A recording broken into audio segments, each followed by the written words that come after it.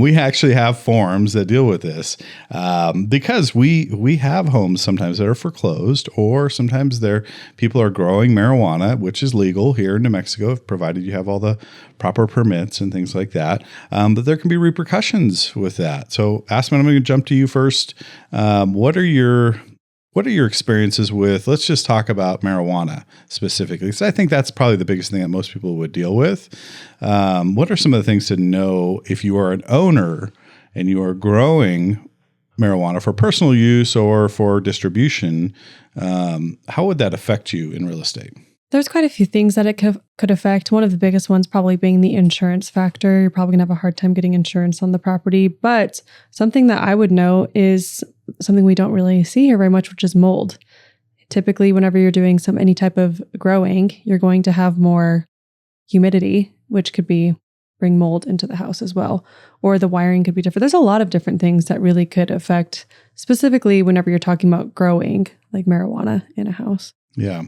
And can it get into, obviously mold can get into walls and whatnot, but what about just the smell of it? I mean, people with really sensitive allergies, things like that.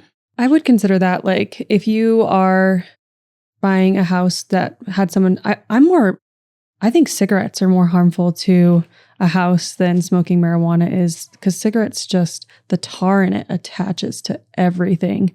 I know if I was buying a house, I could not buy a house that had been regularly smoked with cigarettes in, but I could see that even with like owning animals. If you're very, very allergic to cats, you're probably going to have to do some type of remediation or cleaning or painting or changing the flooring or something like that. If you're highly allergic to something, I would say it's probably the same with marijuana. Yeah, have you seen those homes where like people have smoked in it for like 20 years and everything's yellow? Yeah, the streak, like it's kind of like drooling down the walls. But gross. You take a picture off, and there is like white behind the picture and yellow. That's how my first house was. Yeah, we completely renovated it, and this was before weed was legal. And there was some weird stuff going into that house. Like there was grow pots cemented into the ground. There was a bunch of grow lights out in the sheds outside. This house was bought on auction though, so there was no disclosures or anything, but it didn't take a rocket scientist to figure out some weird stuff going on in that house. What was happening there?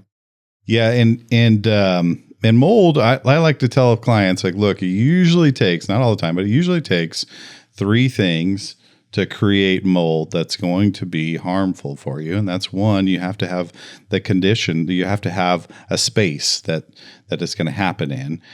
You have to have a constant water source, and you have to have like a lack of ventilation. But Paul, you could probably speak to that a little bit more since you also do home inspections.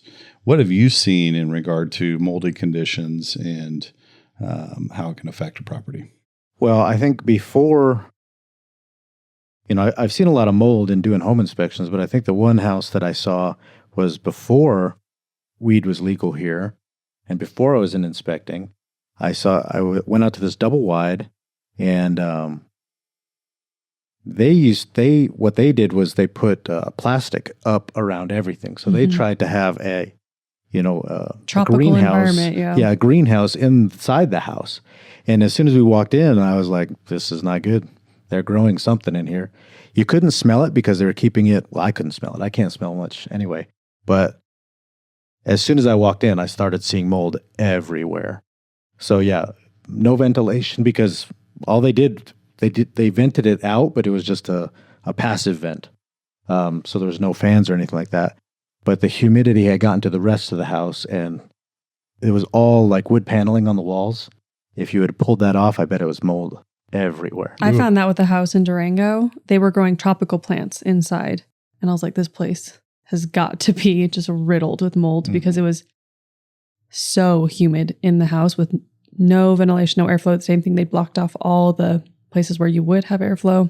I did not purchase that house. It was like a fish tank in there. It was like sticky as soon as you walked in. Like you go into those amphibian exhibits at exactly. the It was we exactly were just like that. at one of those. Yeah, it was a totally different. Like you went from cool air that was you could tell was arid. And you walk into like a steam room. Well, it's like when it's really hot and you put cold water in a cup and it immediately starts to condensation on the outside of the cup. Yeah, These houses are a lot like that. yeah. That As was soon as outside air comes in, Everything is wet.